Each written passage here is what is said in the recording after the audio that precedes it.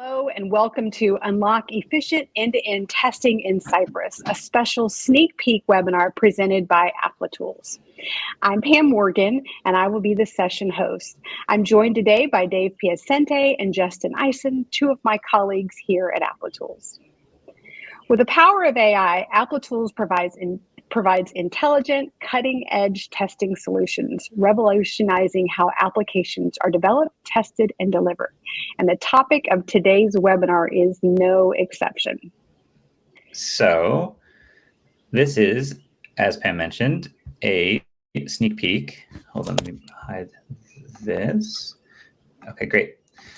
So what we're calling record and generate. You may be familiar with record and play back. We are rewriting the script and saying record and generate, but this time with Cypress. So why should you care? Well, you would care if you want to save on development time of tests and create a high quality output, which is Cypress tests. Or you would like to empower non-developers on your team to easily generate complex test scripts or create test scripts that are more reliable and easier to maintain than what you currently have.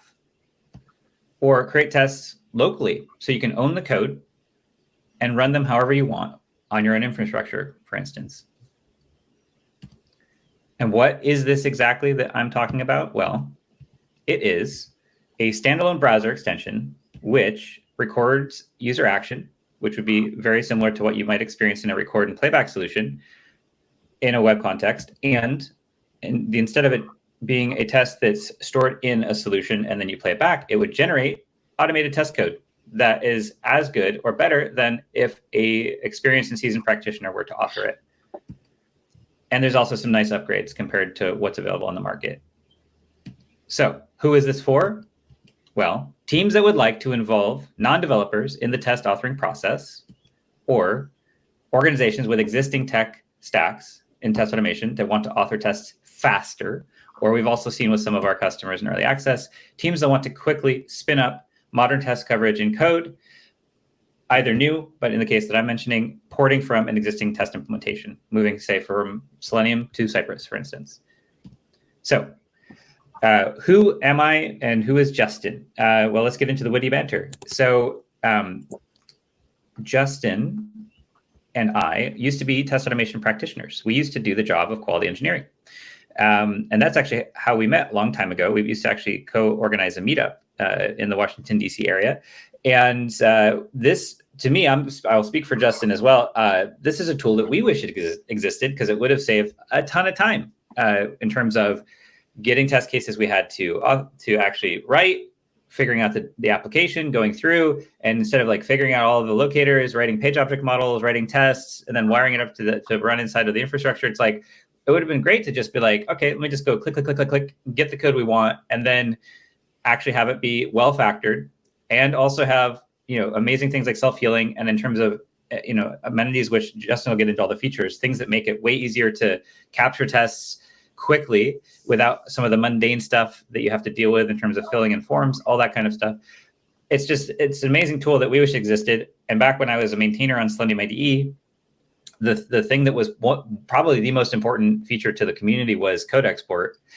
So this is the equivalent that I've seen that's interesting in the industry is the ability to record tests and then you get them in Selenium IDE and then you export to a language. So like we've seen this paradigm before, but there's never been one solution that kind of takes all of the nice and best things that we've seen in the industry where practices that practitioners reach for that know how to do, but then take the time to do it. And then in terms of things that make the tests more robust and easier to maintain over time, and just putting it all into one solution and also making it so it's friendly for people that care about stuff like security, being on-prem, and like maybe already invested in their own infrastructure. This is why I'm excited about it. I don't know what about you, Justin? What do you think about this? Yeah, I concur everything you said. I totally agree. If we had this back when we were automating back in the day, it would have just been more efficient. Just taking that time to collect new selector values. Every time your page changes, every time or your application, you're there refactoring. Several cases where I used to work for a startup that literally almost every day or every other day, the application changed because our designers weren't happy with the design, and engineers were always improving things or changing things in the DOM or the mobile application would have worked in mostly.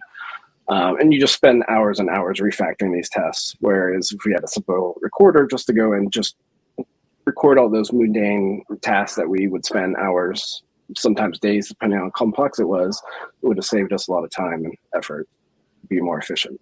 Yeah, amazing. Very cool. Well, I'm hopeful that this demo will blow everyone away and they'll want to sign up for the waitlist to be notified when it's available. So let's dig into some examples. You want to go ahead and hop in and share your screen? Sure. I will try to blow you away with this. I'm ready. All right. Let's go here. So as Dave mentioned, it is a Chrome extension, and baked into this Chrome extension are a lot of different features. And so there's kind of two different aspects of this. There's the Chrome extension, the recorder part, the page object model generation, which we'll get into, and then there's the plugin part that you will install into your Cypress framework. Let's talk about the first part with test generation.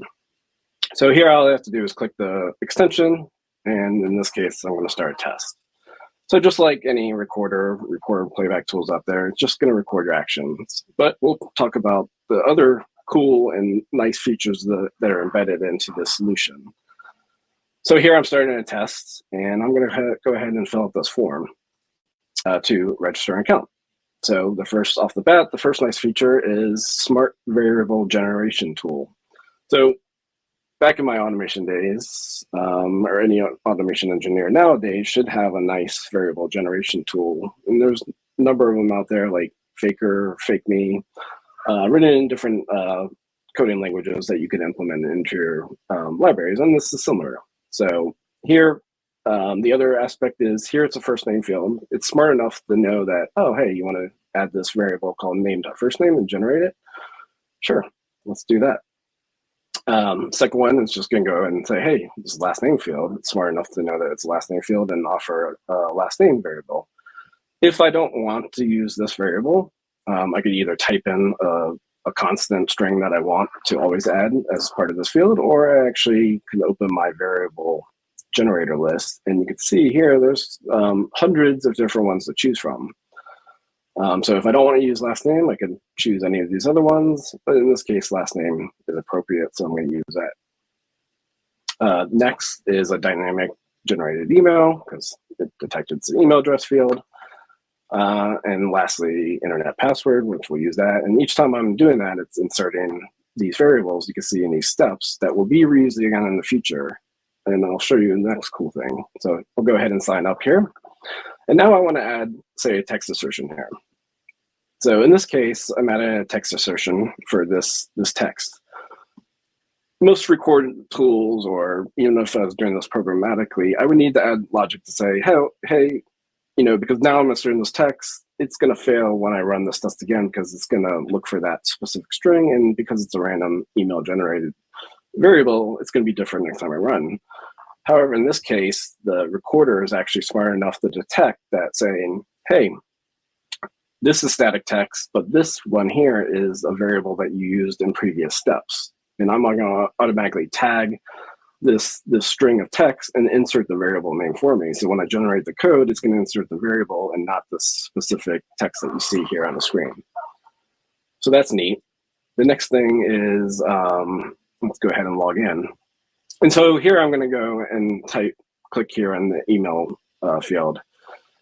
Now it's smart enough to know that, oh, hey, I generated an email before, but now in this case, it's saying, do you want to reuse that same email instead of generating a new one? So of course I do, because I now want to test the login. But in this case, if the login is going to fail because I haven't verified my email yet, but in this case, maybe that's the specific test that I'm actually testing for. So let's go ahead and insert that and click sign in. So now that I've gone ahead and click sign in, now I'm going to assert this value here, and this is going to specifically now test that I can't log in because I have not verified my email address.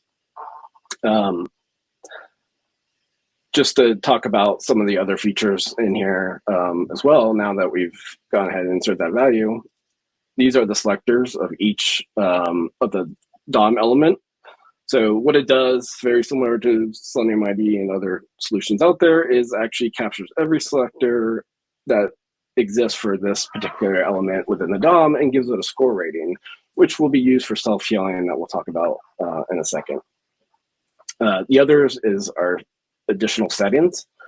So in some cases, your application might be dynamic. It may change over time. The element may exist on one execution, may not exist on another. And so if that's the case, you could easily just set this optional step. And when the test gets created, it will actually have a condition that basically say, if the element's there, assert this value. If not, otherwise, I mean, me as an automation engineer or developer, I would have to add that logic myself programmatically. This other option here, wait to disappear. I don't have a specific scenario here in this case, but I can explain it. It's an easy one would be like, say, a spinner changing from one page state to another. So like in this case, maybe I click sign in and I get a spinner on the screen or some type of animation. And I want to wait for that to disappear before moving on to the next step. I could actually toggle this flag to add that logic to my test code that gets generated. Now, with that said, now that I've gone ahead and actually I'm happy with this test, this is the scope of the test that I wanted. I just click finish test, click confirm. I can name it to whatever I want. In this case, I'll just keep it the same.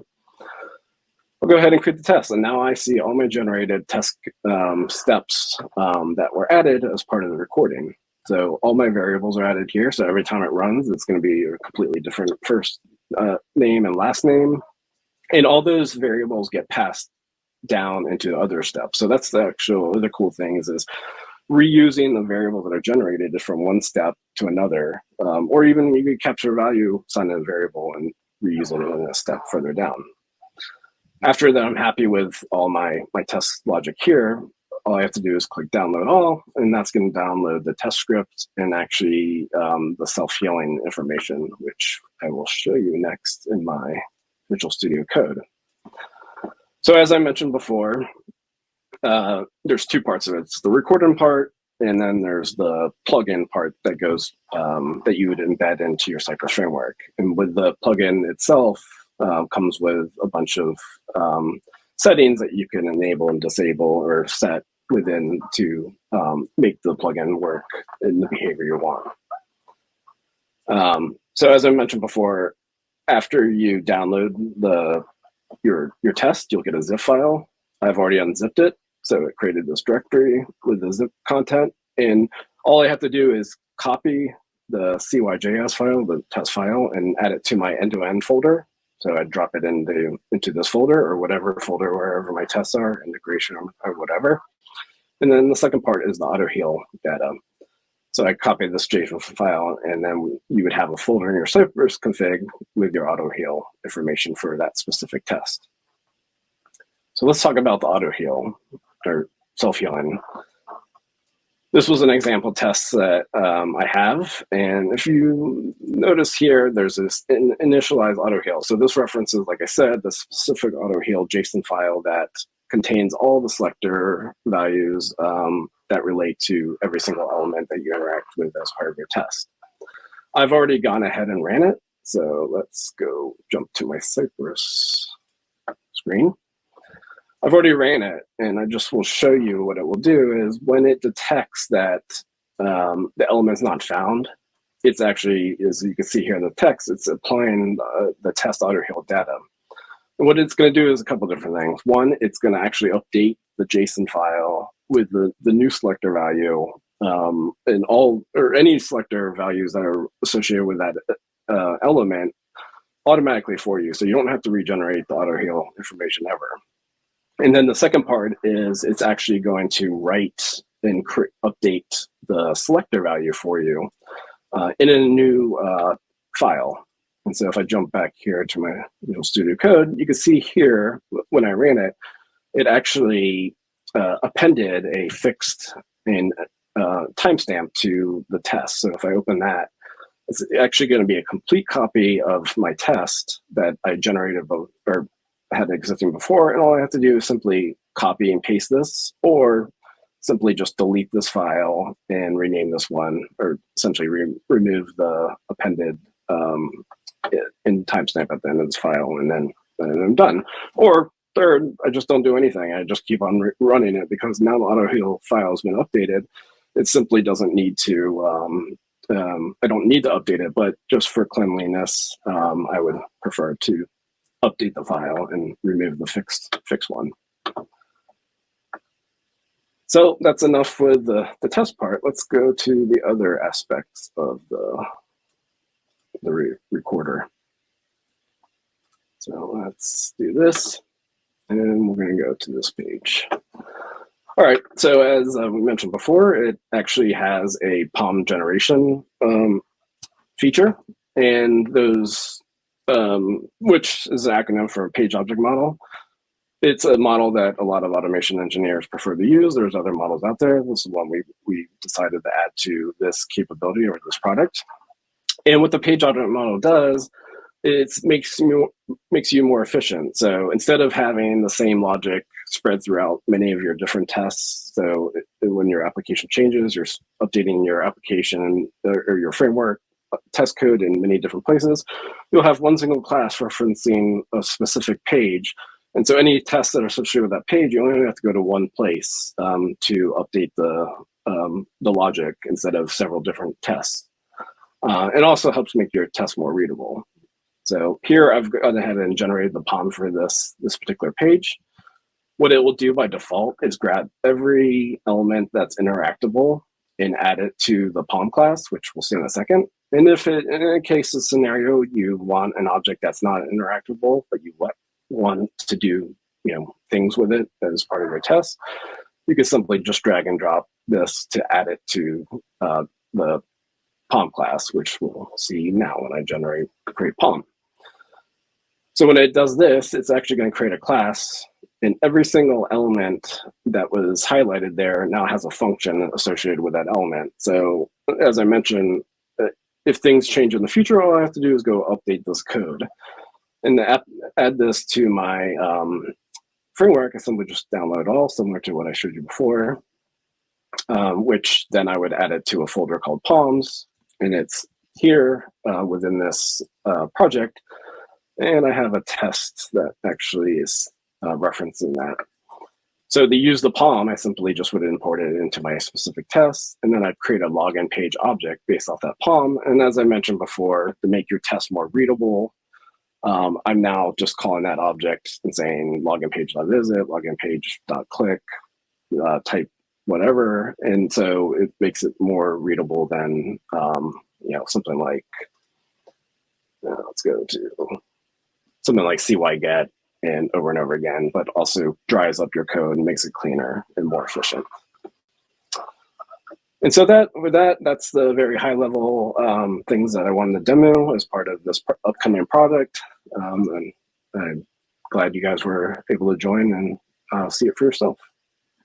Great. Thanks for the demo, Justin. We got a lot of questions and intrigue through the chat and the Q&A tab. Just as a reminder to everybody, if you have questions, please do ask it in the Q&A tab. It's not the chat. It's the one that says Q&A. And that way we can prioritize the questions to get them answered. I was going through and just trying to address ones that I could, but just trying to nudge people in the right direction. So let's see what we got. We had a couple of questions around, will this also work in an iframe app or web apps that use iframes? And this is actually one of the first use cases I was curious about testing, and it does work, which is what you would typically expect. It's able to switch into frames and capture the correct thing, which is like a good hallmark for any record and playback or record tried and true use case. And let's see, does AutoHeal work with the page object model projects? I guess the code that's generated, does the self-healing work? Yes, yeah, definitely. Yeah, it's all baked into. So you basically, as part of the POM, you would also have the self-healing logic that goes along with it. Yeah, and when we say POM, we meant page object model, not to be confused with POM XML in Java. Exactly. And so, great. So that's answered. Is it possible to add soft assertions in the Cypress code that's generated? Soft assertion. I think the comparison that I know would be in Selenium IDE, there was the ability to verify versus assert. So it would be like it would do a check, but it wouldn't fail the test if that check were to fail? It would just be something you would see as like red output. Yeah. No, but it's a good idea. I mean, the other nice thing about this is, this is your code. So anything that you record, it's your code. You put it into your framework. So if you want to add a soft assertion yourself, by all means, but something we can consider. So either add to the roadmap or potentially just, it's like you have infinite control. So that's the advantage. This is just like much faster authoring. So instead of like spending hours to create a test, you get it in seconds, and then you just go in and make the tweaks that you want. Also fine. Got it. Okay. So a more general question is, it's similar to Selenium WebDriver, right? What's the main difference? Then why should we use this? Pros and cons. And so I just want to draw some distinctions here. So Selenium WebDriver is just a browser automation framework or tool similar to Cypress. It's used to drive the tool. So in the more generic sense, like it's just, if we're talking like what's the difference between Cypress and Selenium, then that's a separate debate.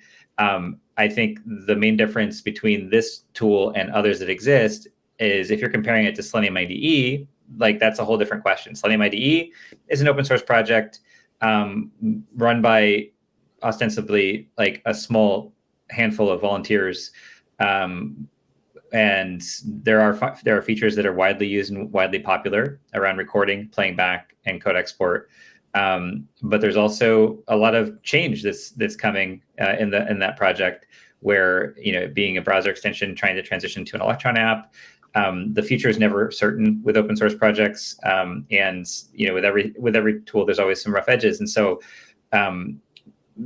we basically took a lot of the concepts we've seen in things like Selenium IDE and other tools out there and tried to make kind of a best-in-class solution that meets people where they are. And so we're putting our weight and R&D time into it and giving it, kind of a dedicated resource to make things happen with a clear vision and roadmap, which is, you can't always say that to be true for other tools and other projects. And so I think that in general, that's, to me, the pros and cons. It's just taking the best of everything we've seen, putting it into a purpose-built solution, and then making it so generate to code that's using a wildly popular tool that most people want, this modern tooling using Cypress, and there's not really any other solutions. There are some that kind of scratch at this itch, but I don't think that fully put best in class and everything into one place that's like very nearly turnkey ready. As I mentioned, this is a sneak peek, but this will be a product that will be released later this year.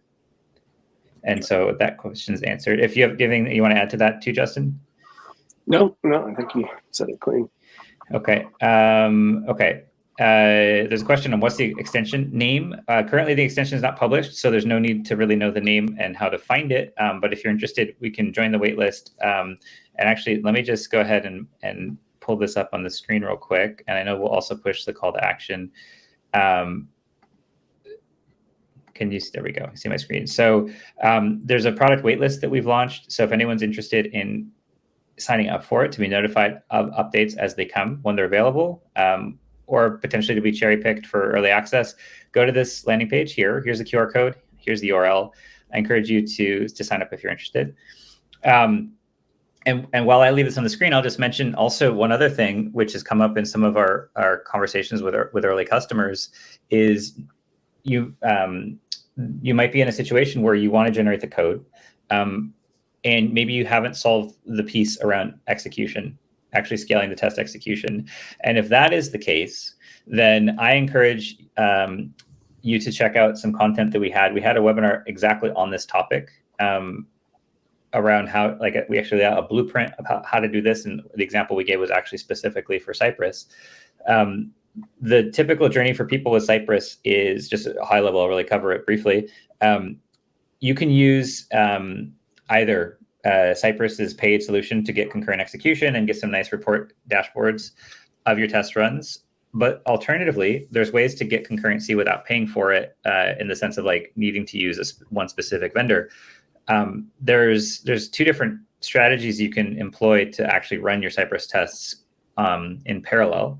And I lay those out in the webinar, and I have code examples that I share, and I step through an example and show how to use using a commodity CI provider like GitHub Actions. I was able to, using a free account, run tests fully concurrently using Cypress. And it's a solution we've seen some of our most successful and most mature customers do with their Cypress implementations. And so that's just a known, like I'm hopefully making it a known problem that it has a known solution that anyone can reach for and use without having to do one specific vendor lock-in. So so that's the shill there. As there's a way to do it that's free ostensibly. So back to the questions. Let's see. Oh yeah, there's a toaster pop-up here at the bottom, just for that webinar I just mentioned, and it's also listed in the resources tab inside of AirMeet. All right, let's see what else we got.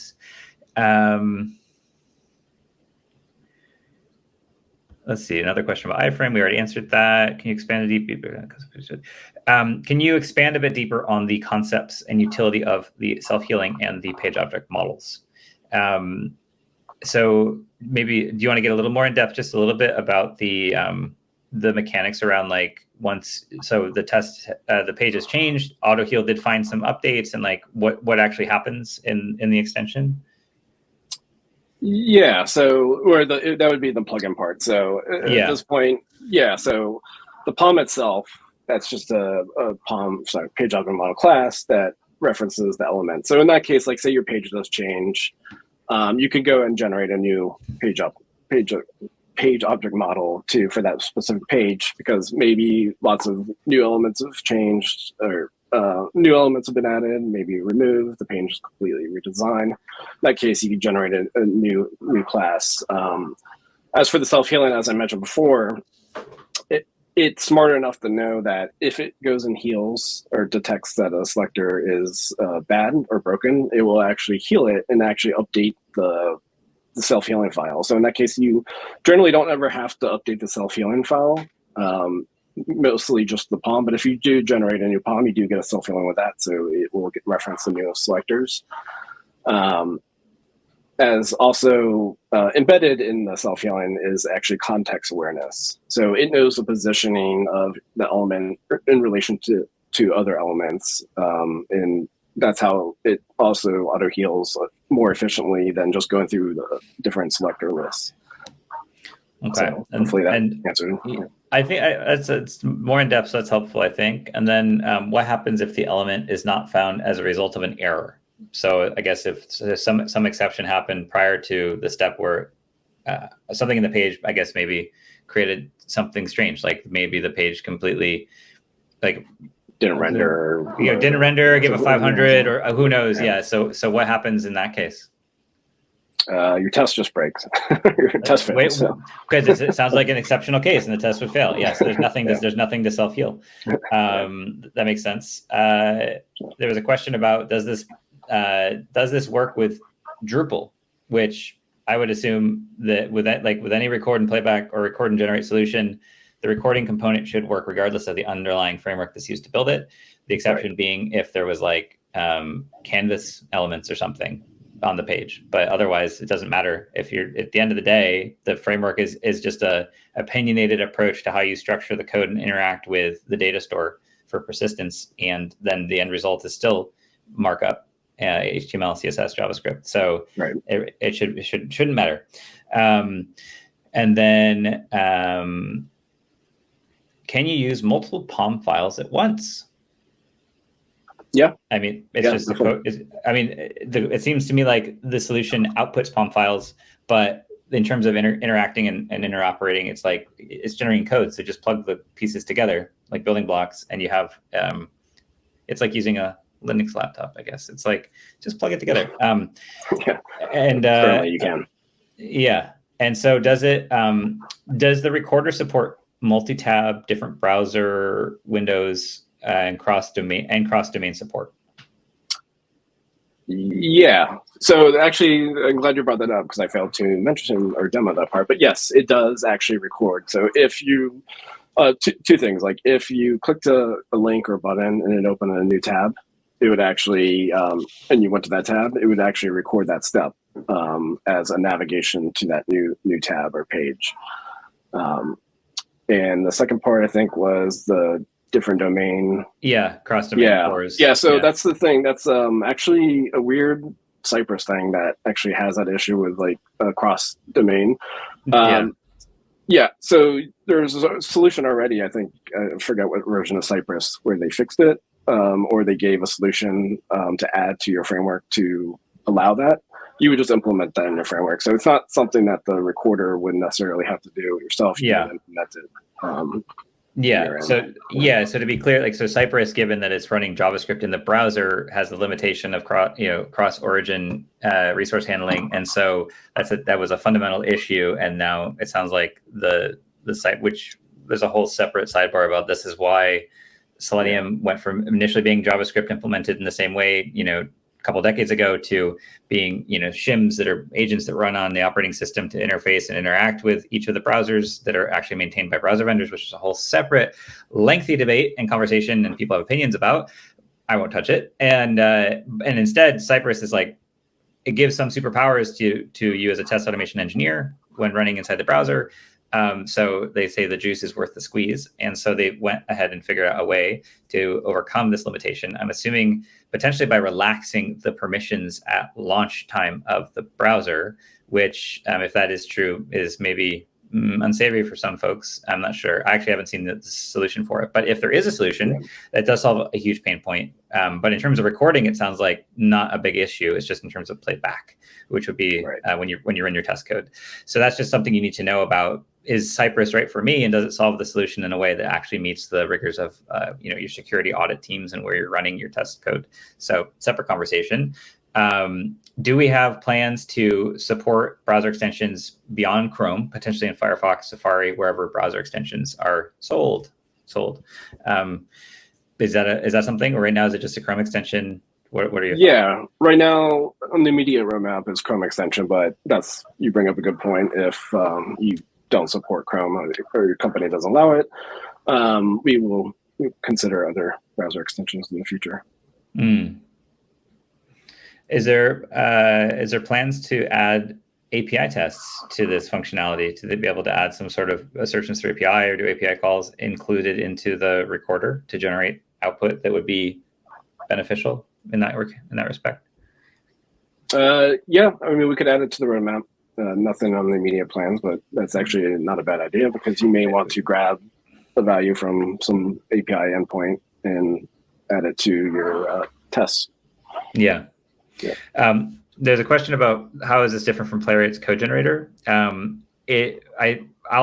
speak to it a little bit. I haven't intimately used Playwright's code generator, but from what I've seen, is that's more tightly integrated into VS Code, and which is interesting in that, like, it enables you to record from specific places in a test and generate additional code.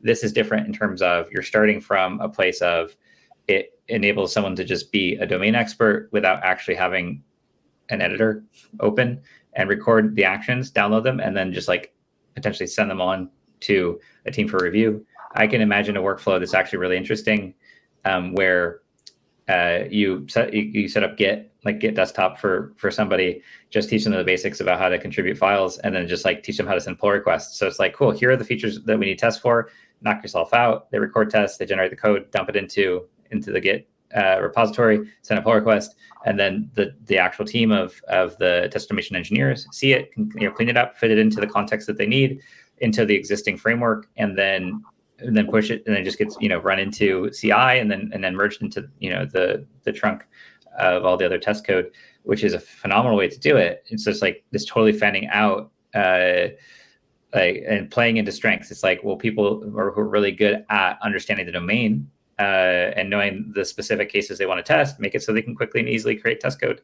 And then if you already have a team of test automation engineers who are just really trying to be a center of excellence, or a central hub for enabling quality and making sure it runs efficiently within a certain benchmark of time, with a certain scale on all the devices, they can focus on those problems and make sure that the code is well factored and easy to maintain over time, instead of growing into a big ball of mud. And so that could be a great workflow. So that's to me how it's different than what we see with the Playwright code generator. But I mean, Playwright's a great tool also. So if you're interested in Playwright, then great, use Playwright. But if you're interested in Cypress, this is a great tool for that. So great. Let's see. There's another question: does it work with UI frameworks like Kendo UI for Angular? I mean, the answer is the same as it was for the Drupal. I think that, yeah, with self-healing, he's saying because when there's always a lot of maintenance when upgrading versions of the underlying frameworks, because they regenerate and use different locators, I guess, for the same thing, even though the page might not change. This is where self-healing would totally be great. And in worst case, and then if for some reason the self-healing completely doesn't, like, if it loses the plot, then you quickly and easily regenerate for the pages that are problematic, the test that you need. But largely the self-healing should be able to help. So yeah, like I guess a good example would be like a React page that's dynamically generated the selectors, but with like the context awareness and some of the other capabilities within the logic should solve it. Yeah. Currently it's web. There's questions about supporting mobile, which is a whole separate conversation because Cypress doesn't support mobile. But the one thing that's not included here is this actually doesn't tie to our existing Applitools products, but there's a path that I could see where it'd be easy to include our Cypress SDK. And if you did that, then you could run on our execution grid and get access to simulators and emulators, potentially, if you wanted to see what this looks like in a browser context in those devices, without a huge lift and without adding any overall runtime, typically, because it just runs concurrently within roughly the same amount of runtime. So that would be one potential avenue for adding mobile support. There's a couple questions about that. Do the assertions take into consideration any delays in page loading? Yeah, actually built into the plugin, actually it's going to wait. There's a specific timeout. So when I first started the demo, I showed you the Cypress config file. And as part of the plugin, you'll have a bunch of different values. And actually one of them is a delay between steps or finding an element. Another thing I mentioned was the wait to disappear. So if it's a specific element like a spinner or something that's on the page being animated, you could actually trigger it or set it to say wait until it disappears, and then you could give some default timeout within the config file. Great. Yeah, that's right. There's there's a whole configuration file. I do recall that. Yep. Can AI be turned off? This might be a philosophical question. Never. Never. But I would assume that if we wanted to turn off the self-healing, then that's a toggle option as well. Yeah. Yep. There's a bunch of settings. Okay. This is $1 million question, which I think makes you uncomfortable when I ask it. But is this bound only to Cypress, or will other tools eventually be supported, like Playwright? There's also a question about JMeter, which I was like, oh, interesting if we wanted to throw load testing and performance testing into the mix. But I would say you could stick to a narrow lane and just say, would we ever consider doing something like this, but for other languages or other framework tools? Yeah. The answer is yes. The answer is yes. Yes. I think at some point, I think that generally, if this tool is well received and successful, that there'd be no reason to avoid doing it any other way. Like record and generate tools are not really a thing, and if this can become a thing and take like the best parts of like Selenium IDE, like record, and then everyone just wanted to export to code and use it as a way to quickly bootstrap tests, to do that, take that concept and make it so it works for Playwright, for Selenium, for any tool, and for all the languages that are supported, as long as it creates high quality code. Like, why, like, just cut out the middleman. Like, you don't need to have like this, exquisite set of skills just to write the tests, like to own and maintain and like shepherd a good test practice. Sure. But I think that this would be a phenomenal thing if we were to go that direction. So I'm hopeful that we do, because I think it would be really beneficial for the whole industry. What else? We'll do a couple more questions. And if we don't get to your questions, we will be able to review and get back to you after the event, and hopefully take a bunch of the questions, potentially do a follow-up blog post, or there'll be someone from our team potentially following up to reach out with you directly. Is the AI healing part of Cypress or the plugin itself? I believe it's the plugin. That's what we're including. Is that correct? Yeah. Yeah, it comes bundled with a plugin that you'll provide. So you'll get the recorder, which is a Chrome extension currently for now, and the plugin logic that you'll drop into your Cypress project. Okay, follow on to that question. If there are two similar elements to be interacted with, like if there's two submit buttons, or I guess, because you see this even on our website for Applitools. If you go to the homepage, it's like there's the sign up button at the top and the sign up button below the fold. If you look at those, I'm assuming they have very similar selectors. What will self-healing do? Will it go to just the first one, or will it give you the option to choose which one you want to heal? No, so it identifies it as an object by its context and where it is on the page. I see. It's making it aware. It knows it's up here and not down here. Yeah. Okay. So a bunch of different. Yeah. Which sounds like much more sophisticated than what we had in Selenium IDE, which was just like a flat array of locators. You're saying it's like scored, and there's like it's positional. It's all relative. It's much smarter. Yeah. That sounds like much smarter than the code I wrote for Selenium IDE. And so it's a little bit. No, yeah, just a little bit. No offense taken. All right. All right, last question. Does the auto heal work in situations where the element is not interactable and mouse hover click is not working? Sorry, can you repeat it one more time? Does the auto heal work in situations where the element is not interactable? So can we deal with elements that are not interactable, and they also added if mouse hover, and like, so for instance, if mouse hover or click doesn't work on the element, would it still try and self heal it? I'm not sure about that exact scenario. I mean, it may just time out and the test would fail if that were the case. If the element became non-interactable, I believe that would happen. Yes. I think that I think maybe some specific examples would be helpful for this question. I think the general bit, like the typical thing for end-to-end flows would be you would be trying to interact with the elements as a user would. So if the element's not interactable, then that's one thing. And then if it's an issue with hover and click, like I think in general we'd be able to capture hover click. But if the element by itself is just disabled, then it's like that's not what a user would experience. So I'm not sure we would really want to self-heal in that case. We would potentially want to know that it didn't work and then be able to look at it. So I think if self-healing doesn't do a good job there, that's probably an intended outcome. So right. Okay, great. Well, thanks everyone for your time. Thank you, Justin. And Pam's here to close us out. I do want to thank everyone who joined us today. There were so many great questions. As Dave mentioned, the ones that we didn't get to, we will follow up with you on those. So again, thanks for joining us. Be looking for an email tomorrow with a link to the on-demand recording and to any links that were shared today.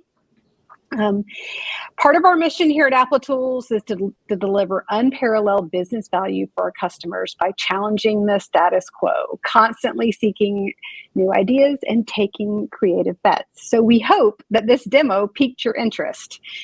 If you're already using Applitools, reach out to your account team to learn more about how you can get access to this. And if you're not yet an Applitools customer, use the link below to join the waiting list and be among the first to know when this product is released. Again, thank you for joining us. We hope to see you again soon. Yep. Thanks, everyone. Thanks. Bye, everybody.